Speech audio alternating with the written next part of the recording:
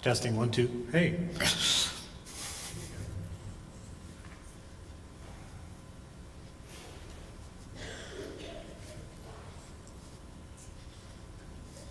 Welcome, everyone.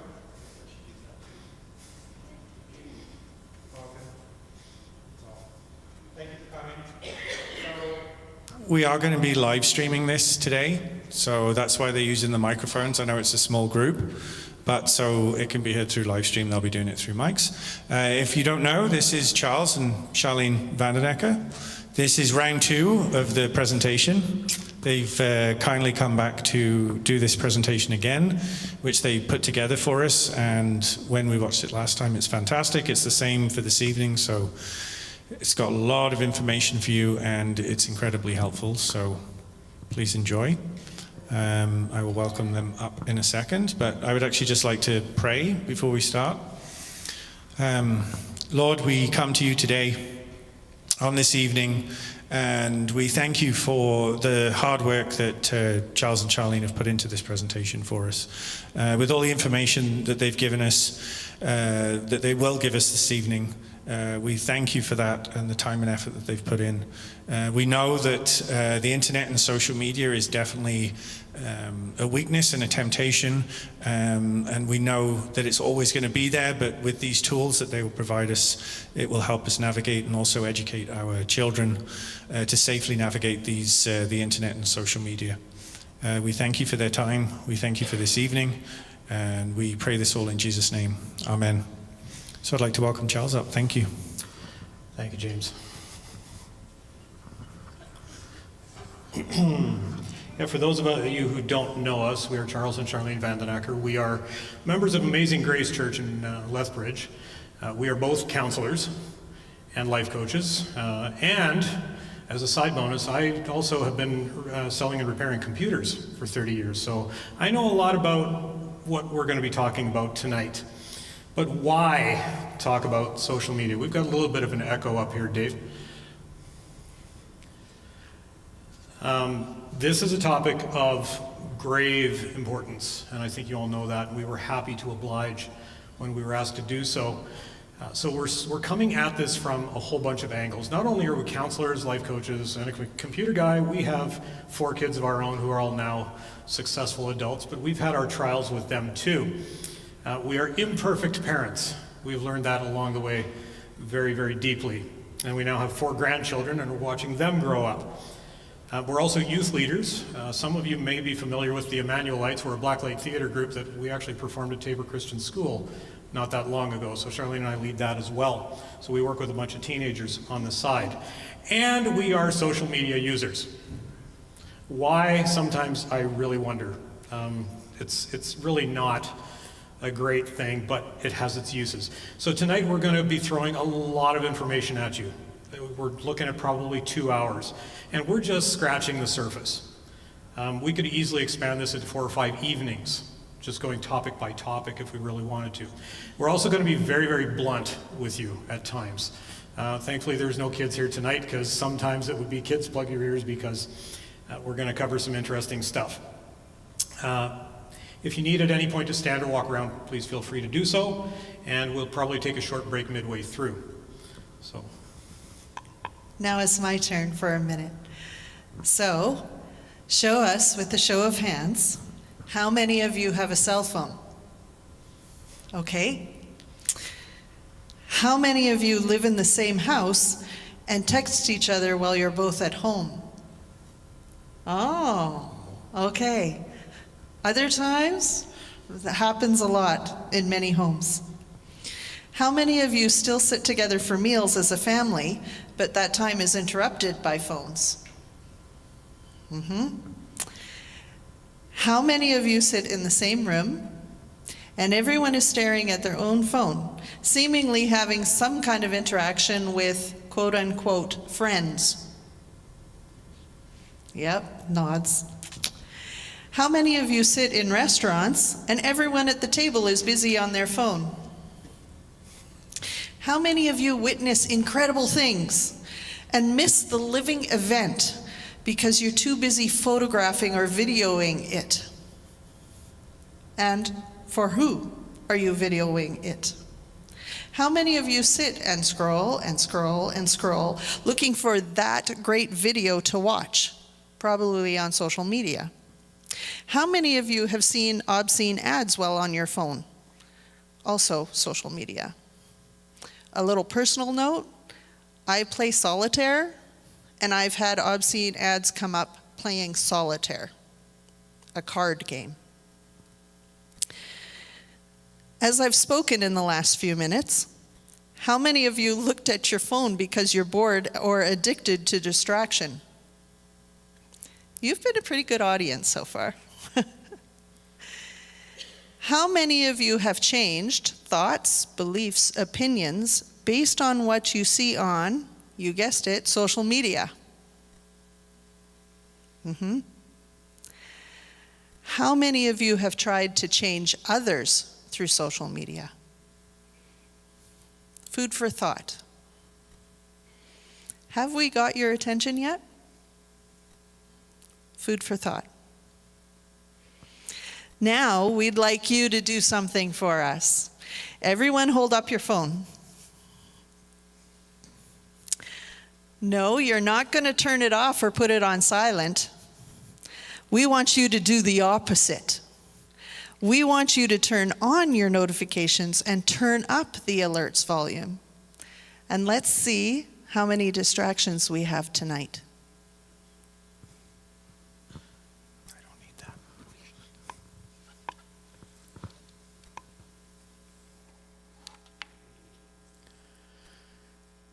In 1965, ABC commentator Paul Harvey wrote a discourse that was entitled, "If I Were the Devil."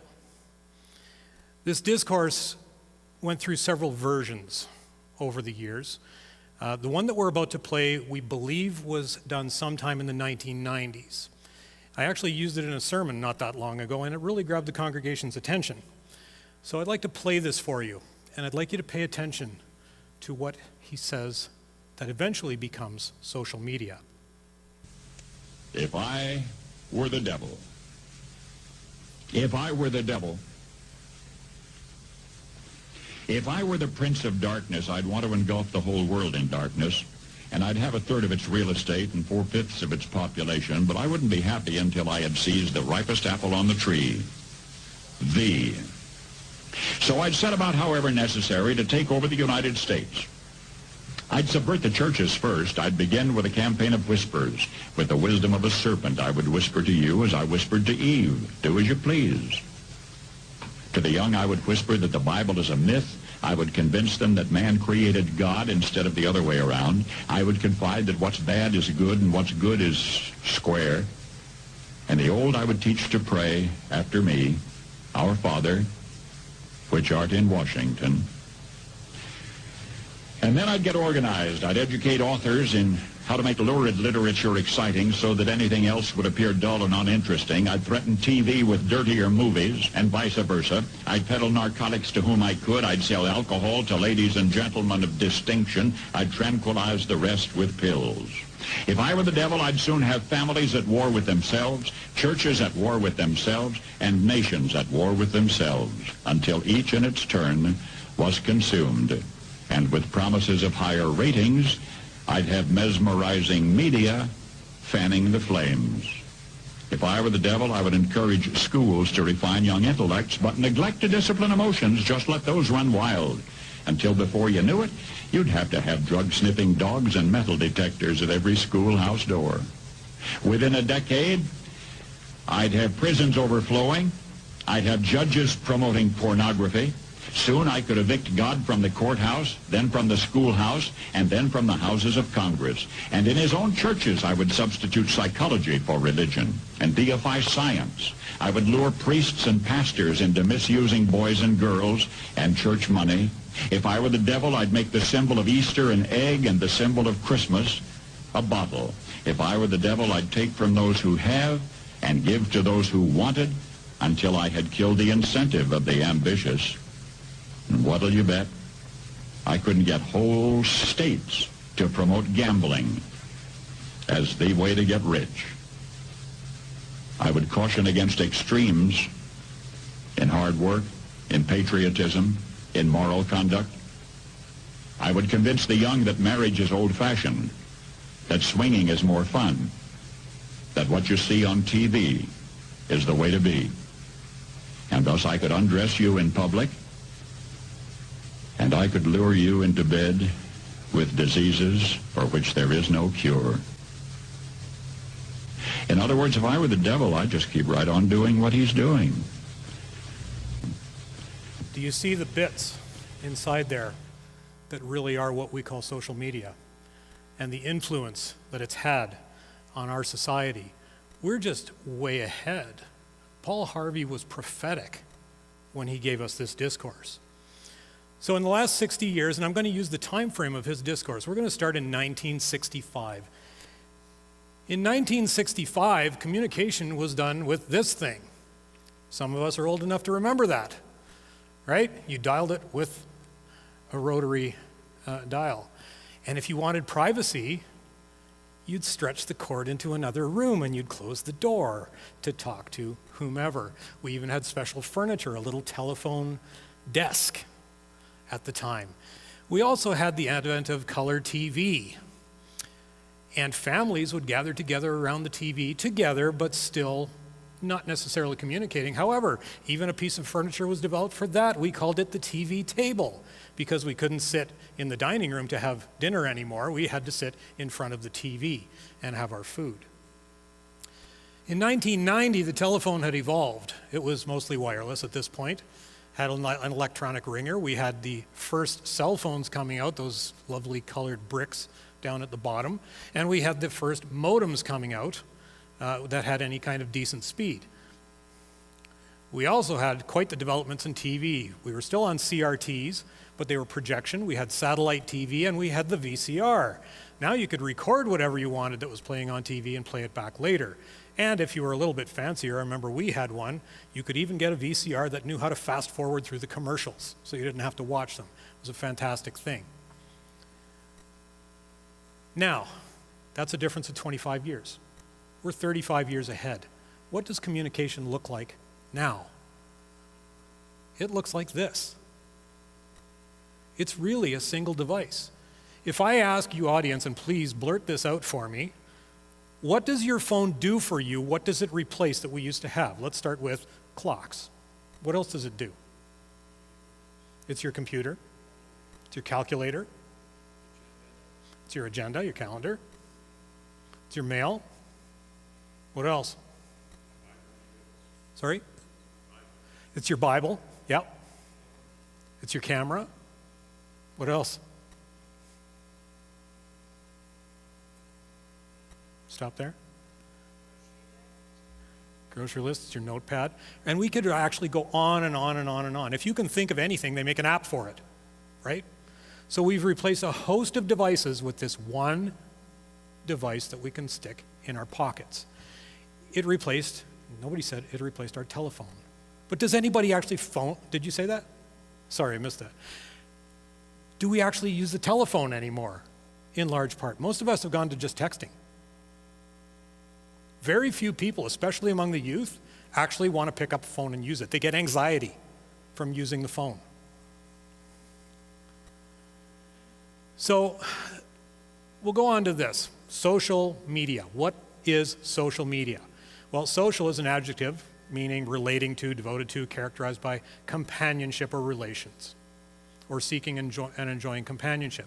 Media, well, plural of medium, is a method of communication. Radio, television, newspaper, magazine, now the internet, that reach and influence people widely. There's your key phrase. What does social media do? If not reach and influence people widely. You get these so-called influencers. How many followers do they have? Thousands, tens of thousands, hundreds of thousands, millions. They post one thing and it gets to millions of people and influences what they think and do. The platforms, we've got lots of them. What do you use? Yell it out.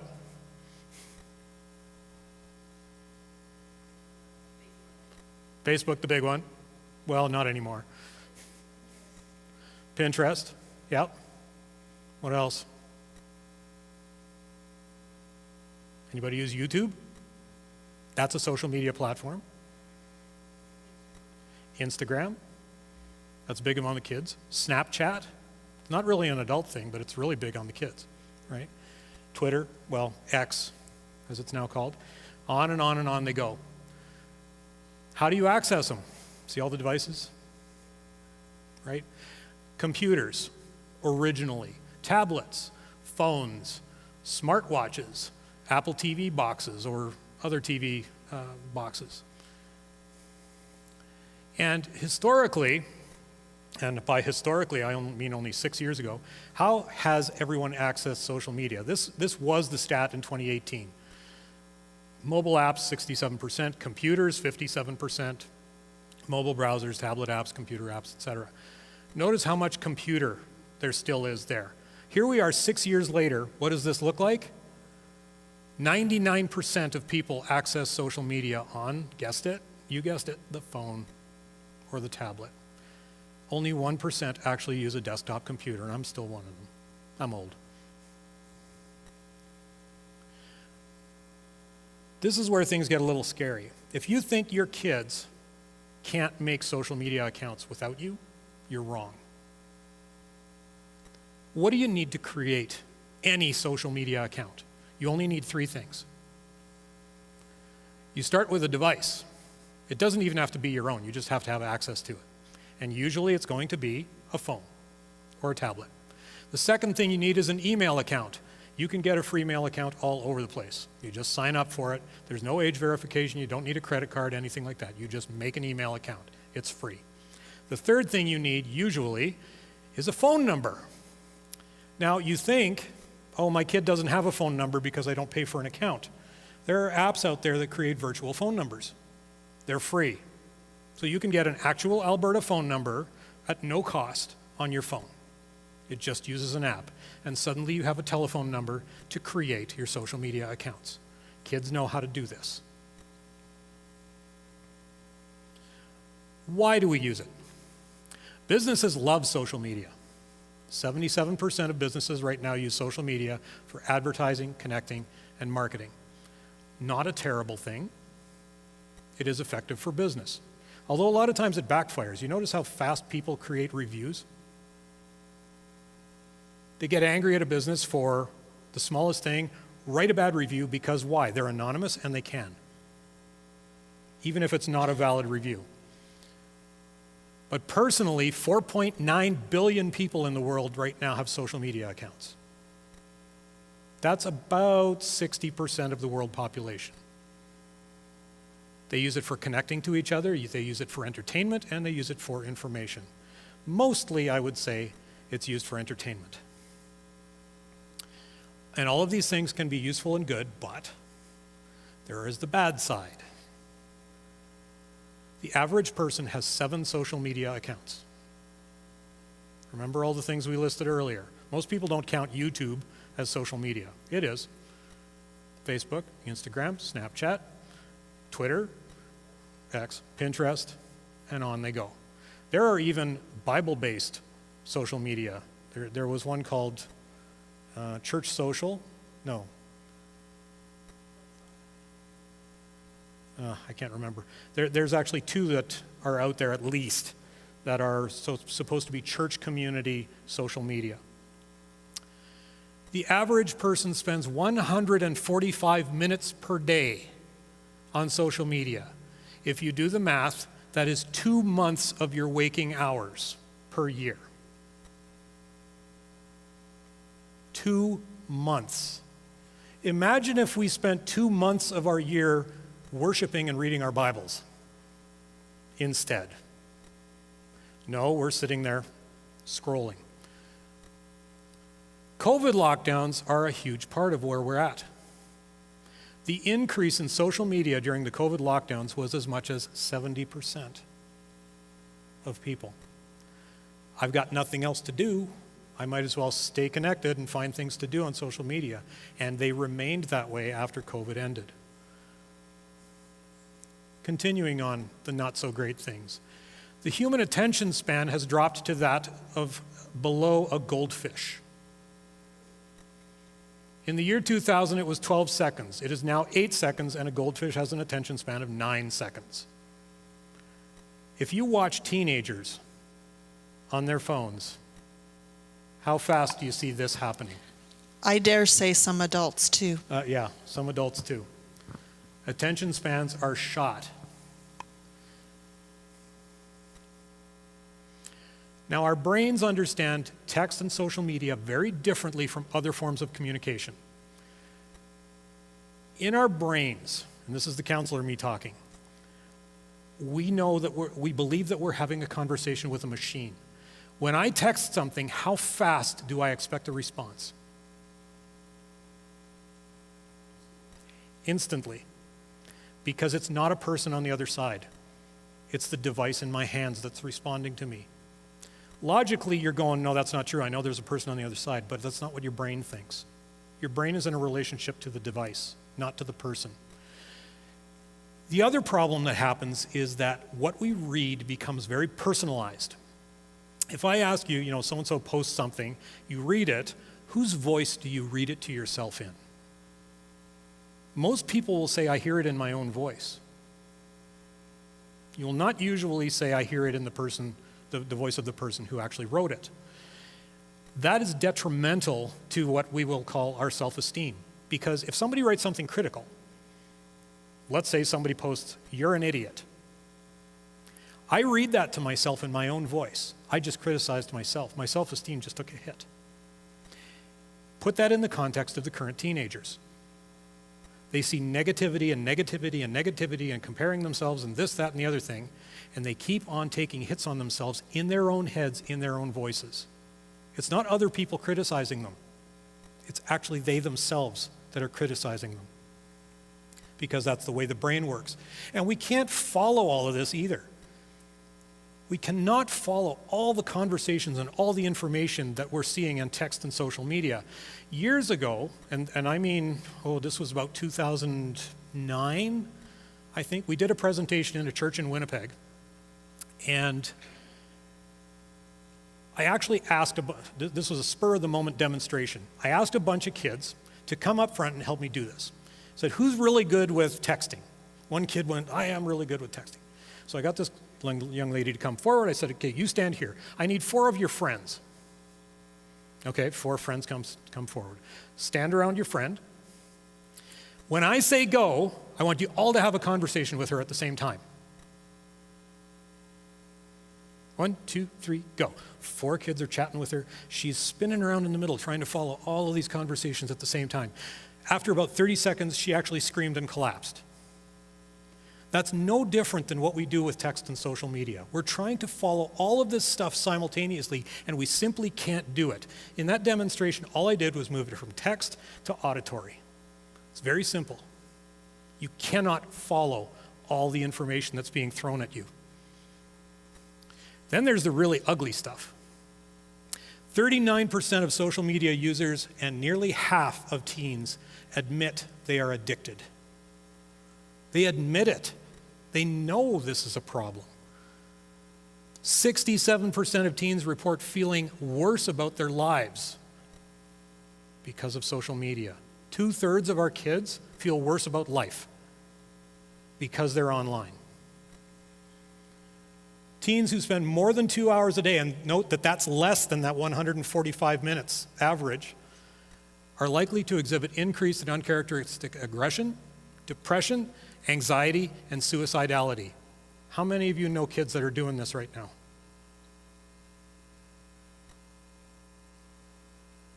I know lots of them. And even the young children are becoming addicted. As of the year 2002, I believe it is, we have the iPad generation. These are kids who were raised on technology. I'm going to play for you a video that came out just before the last time we did this presentation. This is a bit long, so forgive the length, but this is really good.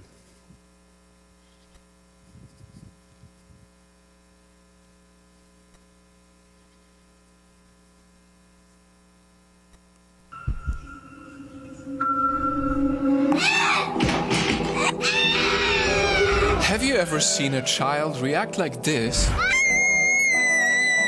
Hey, no, give me the iPad. after a phone or tablet was taken away from them? What? What's gonna happen? What's gonna happen? Because we just investigated this trend. Oh, not right now. Mama, will bring the iPad back later, okay? And the results are disturbing. Nightfam, if this reminds you of a kid in your life right now, you definitely cannot skip this video. And the data I'm about to share with you is essential for anyone living in today's time. He's just always in his own world. He really quiet for real unless he know you. This is the dark future of iPad kids, also known as the Generation Alpha. Apparently, this 8th grade kid cannot spell a single word correctly on his list. We're talking about anyone in your family who is 13 years old or younger right now. Kids who were born at the same time as the iPad in 2010. Kids who at 8 years old already had their first phone. And they're the only humans in the history of the world to have grown up with a gadget as a babysitter. Mama, bring it back, okay? I mean, some of these kids haven't even experienced what it's like to get dirty and play outside with neighbors. They literally cannot comprehend a life without social media. And sadly, their parents have chosen the easy way out, using the iPad to shut them up. And don't get me wrong, I can kind of understand you. Many of you parents are just tired. That's why you do this. At least I want to hope so. But see, the temporary relief of 5 minutes when you're letting a gadget take care of your crying child has a permanent curse in exchange, and it lasts for a lifetime. And it's important to say that this isn't just my opinion. This is data. Just recently, school teachers came out saying these iPad-raised kids are doing really bad. Teachers who have taught their entire lives are just up and quitting their jobs now because they can't handle these kids anymore. The iPad kids are out of control. They can easily tap on touch screens, but cannot do basic things like reading or writing. They quite literally don't have the muscles built in their hands to write properly or have the stamina to write because these kids weren't using their hands enough as children. They tend to also get lower scores on language and critical thinking. And sure, they know how to navigate digital apps, but in exchange, they are years late in their education. I teach 7th grade, they are still performing on the 4th grade level. Are you joking right now? And these are future leaders, our future doctors, our future nurses, our future...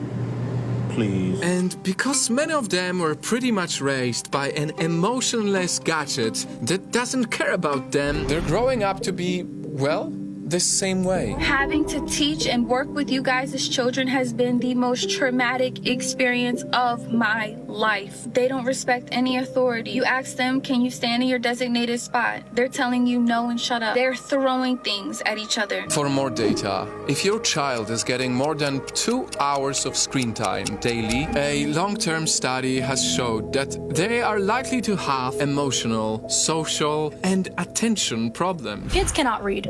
They cannot write. They are ill-mannered. Since looking at the screen for a long time limits children's ability to read faces, they get a harder time learning social skills and even empathy. Which leads to kids who might act like this.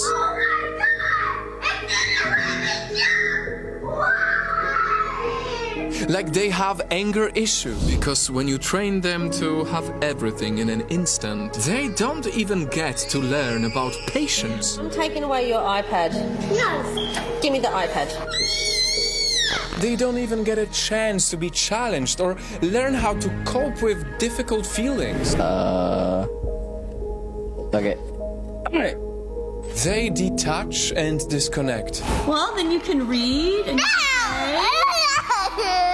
And it is so heartbreaking that all of this wrong exposure is happening at such a crucial age. Because, for even more data, at the early age of 5. Up to 90% of a child's brain has already developed, meaning whatever their brain learns within this period will lay the foundation of how they will be as an adult.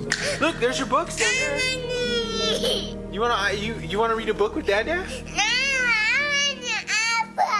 You want an iPad? And guys, the reason why this is so urgent is because when it's too late to catch up on all these things because your child or your sibling or whoever was too busy only watching the screen, scientifically, it might be too late to revive them later on in their life. But I take a closer look and she's playing a YouTube short and the mom looks pissed, like she is totally out of it. Only time will tell how bad it could get. But given the alarming data in 2017 that nearly 80% of children have access to a tablet and that 1 out of 4 preschool-age kids has a digital device, we might be raising an entire generation of future adults who will not know how to innovate because they rarely played with toys that sparked their imagination. They probably have no imagination because their brain hasn't actually been forced to come up with any original thought. Who are more short-sighted than ever, ironically more connected but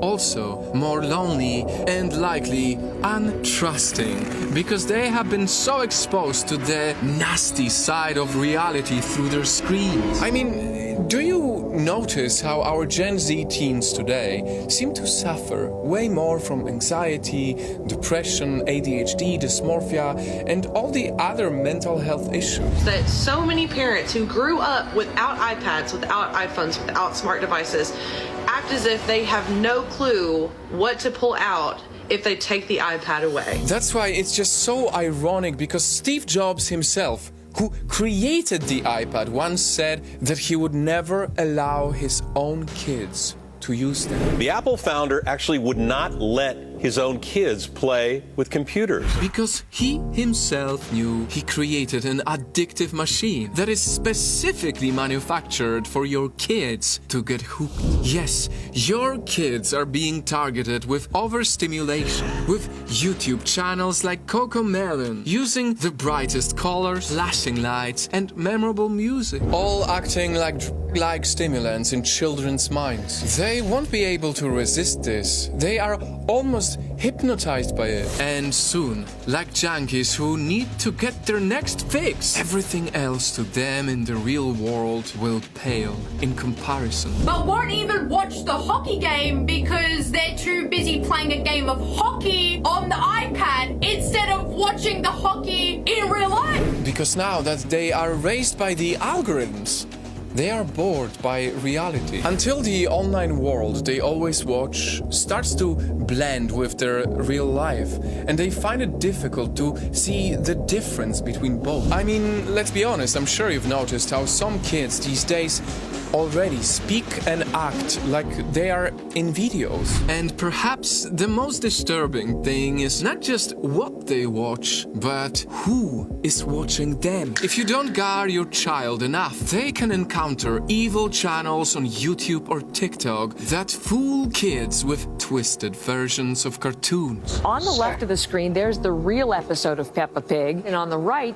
that fake that you're talking about, fear, torturous appearance. If you post your kid's face on social media, it can be free for any creep to view and download. And if you don't monitor what music or shows they consume, they will start idolizing questionable people, normalizing horrible things way too soon. You guys' daughters are twerking at 5.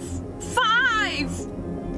Where's the parenting? But, Nightfam, hearing all of these concerning things, is the problem really with the iPad, or is the problem with the parenting? This will be her first iPad, but she had 3 tablets. Currently on the 3rd one right now, because the other 2 broke. But yeah, moms, what do you all think? I might get it for her either way. Because while these future problems are very real, it's also true that these gadgets do help the kids be smarter too. After all, the iPad is only just a tool. It's all about making sure you use the tool and not let the tool use you. Finally, how can you save your kid from this dark future? It's simple.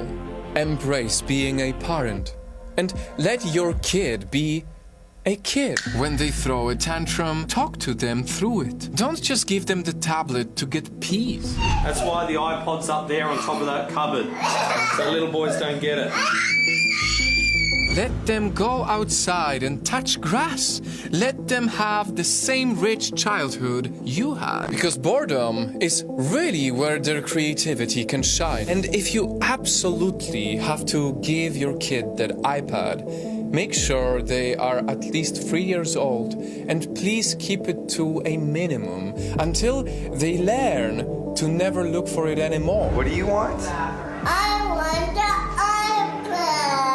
I told you can't have it. Until they finally realize that real life and real experiences will always be way more special. I need everybody else in my generation to promise that we are not going to raise iPad children. Please. Night fam, with an open heart and genuine interest to make this world a better place, please share this video with your friends and family. If you believe that iPad kids deserve a better future. And if we care enough to make this come true, we should start by giving them a better childhood.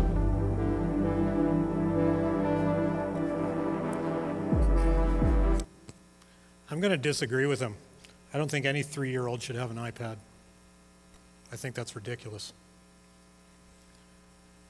But it gives you an idea what's going on. Now, if we talk about addictions, and these kids are addictive, an addictive substance is any substance when introduced into the body changes the currently valid state of the brain, which then creates intense non-sensory pleasure or masks emotional, spiritual, and physical pain in such a way, key phrase, that perception of the real world is altered.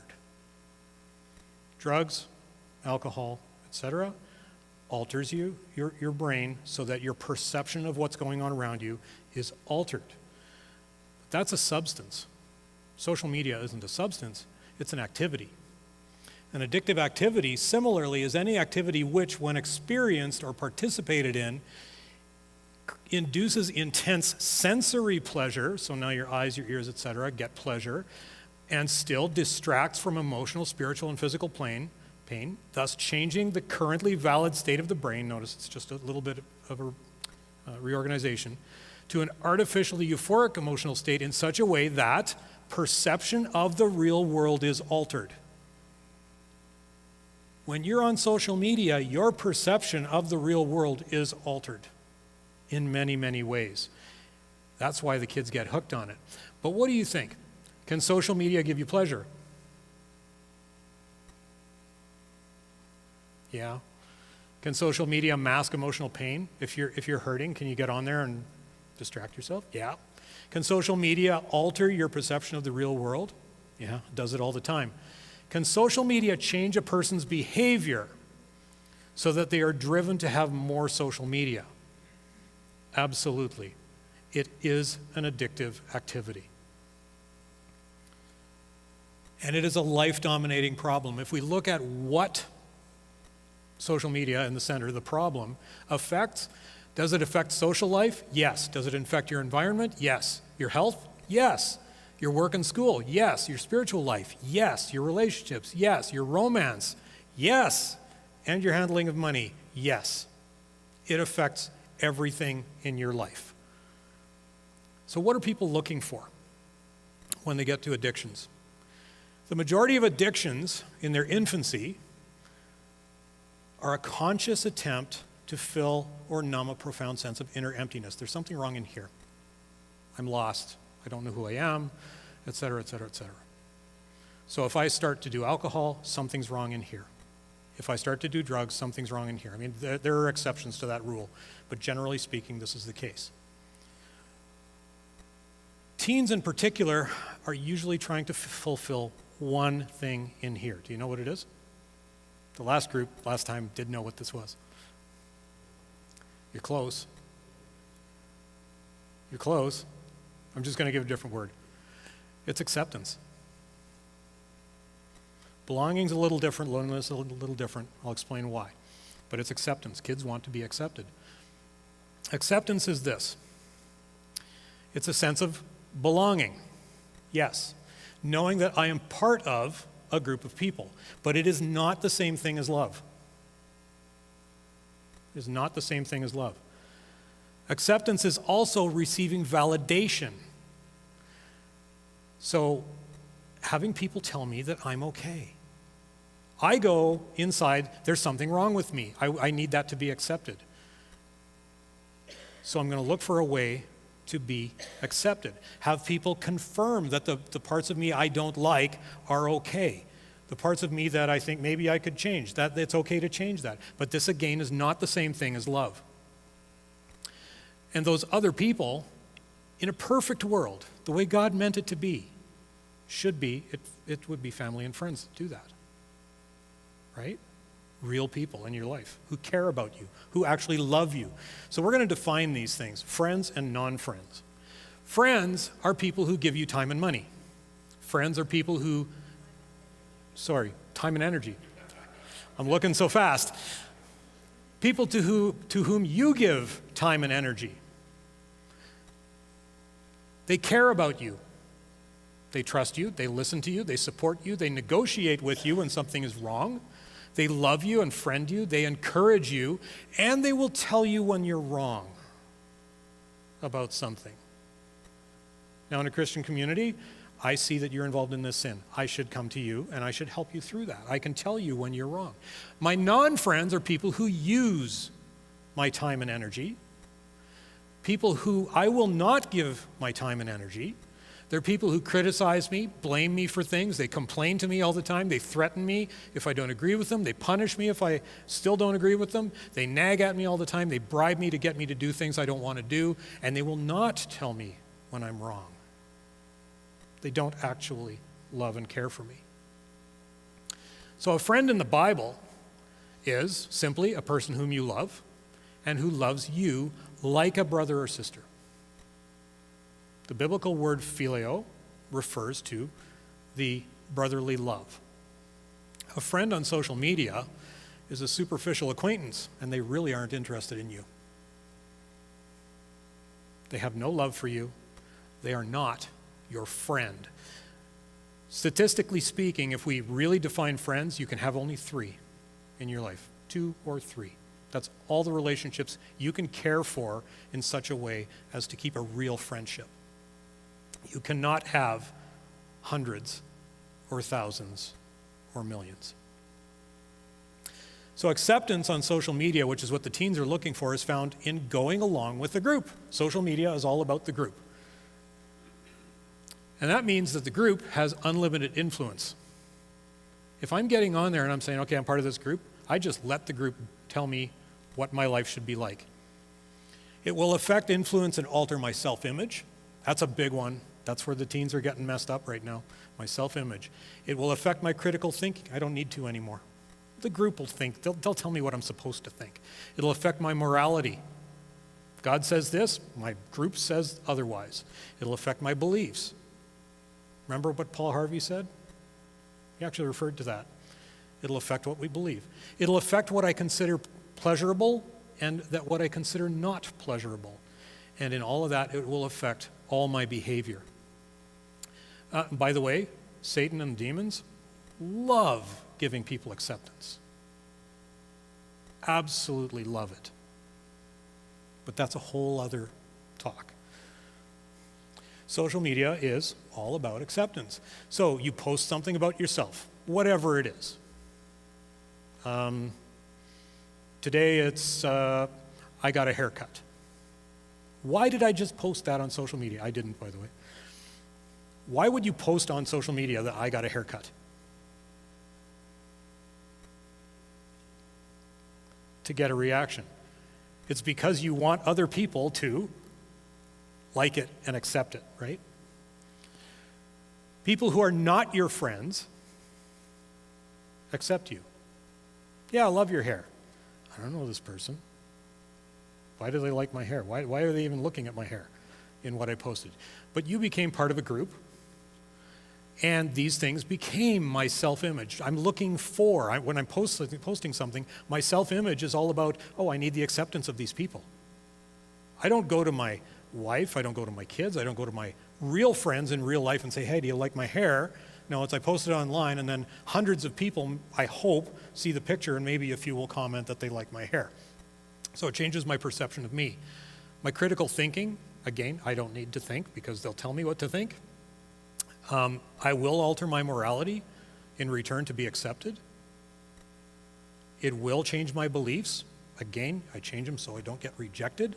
And it will change my pleasure because nothing in my life anymore is pleasurable except getting the little red dot or the thumbs up. Those are actually designed. This has been admitted. The little red dot and the thumbs up are designed to give you a little hit of pleasure in your brain. And you get addicted to the little red dots and thumbs up. And you stop caring about everything else in life. So you change your behavior to stay in the group. You conform because you don't want to be rejected. That group becomes all-consuming. What happens on social media if you stand for what's right? And I've picked 3 of the big topics right now. If you stand for the lives of the unborn, the handicapped, the elderly, and the palliative, if you stand for that on social media, and at the same time against abortion and euthanasia, what happens in your social media feed? Is everybody, oh, you know, you're wonderful? Oh, no. What about standing for traditional marriage and family and against gender confusion? You're toast. What about standing for parental rights and normal child development and against child abuse and mutilation? Just the hot button right now, right? You're going to get it on social media. Don't even bother. Many of your friends prove themselves not to be just not friends, but they're abusive. They turn right against you when they're online. And the worse you do, the better. To maintain your acceptance, kids and adults get encouraged to do increasingly vile things. Question my sexuality. There's that hot button right now again, right? Let's question our sexuality. Let's post pics and videos of other people's private moments. That used to be illegal. Now people do it all the time. Post pics and videos of people with whom you disagree, or you want to control, or that you hate. That's called bullying in the real world, but it's okay on social media. Did you know that the province of BC just prohibited all electronic devices in classrooms? Did you hear that? Do you know why? What one of the primary drivers was? Bullying who? Teachers. They were taking videos of teachers and posting them online to get the teachers to conform with what the students wanted, rather than